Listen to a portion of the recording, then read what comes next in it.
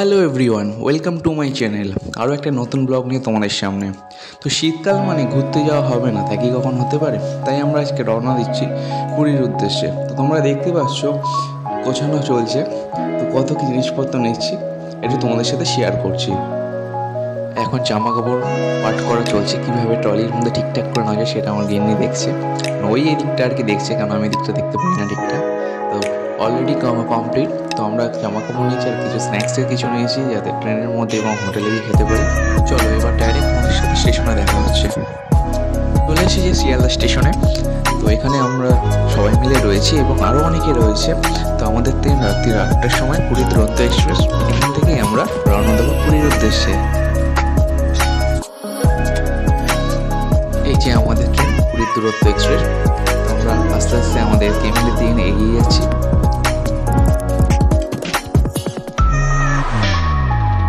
ট্রেনে ওঠার ভিডিওটা তোমার সাথে শেয়ার করতে পারলাম না, কারণ আমরা একটু লেট করে ফেলেছিলাম, তাই একটু দেরি হয়ে গিয়েছে।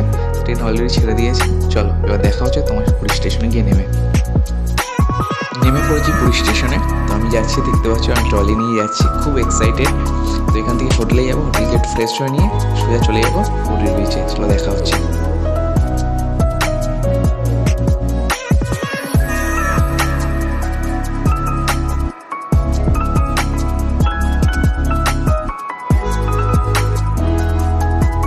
অপূর্ব লাগছে। এসে একটা রিল বানিয়ে নিলাম, তোমরা দেখতে পেলে সেটা। তো আমি সেই লাস্ট এসেছিলাম 2015 সালে, আবার এখন আসছি। পুরী মানে আলাদা একটা টানে যেন, তবু যেন কোথাও না কোথাও টানে। এবার স্নান করে নিয়ে ডাইরেক্ট হোটেলে চলে যাবো, আবার তোমার সাথে দেখা হবে রাত্রিবেলা।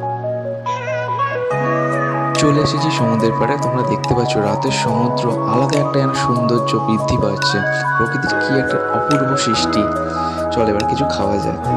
পুরী সি বিচে গিয়ে মাছ ভাজা খাবো না তাই এখন হতে পারে? তোমরা দেখতে পাচ্ছ কত রকমের মাছ রয়েছে। আমি এখানকার অনেক মাছেরই নাম জানি না। আমি দেখতে পাচ্ছি মাছ আছে, চিংড়ি আছে, কাঁকড়া আছে এবং চিকেনের কিছু আইটেম রয়েছে। তো আমরা এখান থেকে কিছু মাছ নিয়েছিলাম, তার ফটো তোমরা দেখতে পাচ্ছ। মাছগুলো খুব ফ্রেশ ছিল এবং টেস্টিও ছিল।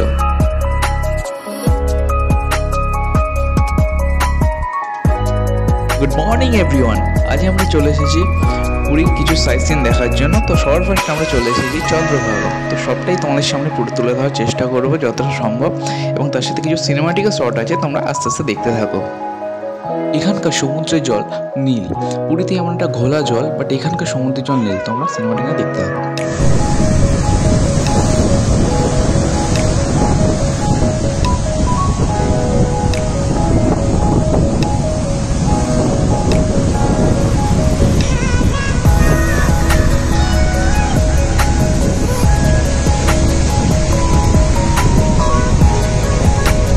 চন্দ্রভাগা থেকে আমরা দ্বিতীয় স্পটে পৌঁছে গিয়েছি, কর্ণাটকে সান টেম্পল।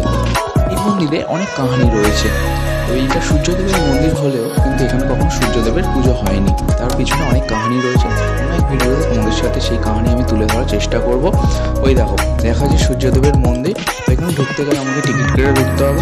অফলাইনে 40 টাকা এবং অনলাইনে 35 টাকা করে।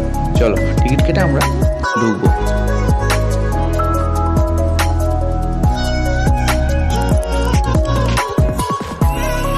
আমরা টিকিট কেটে ভেতরে ঢুকলাম।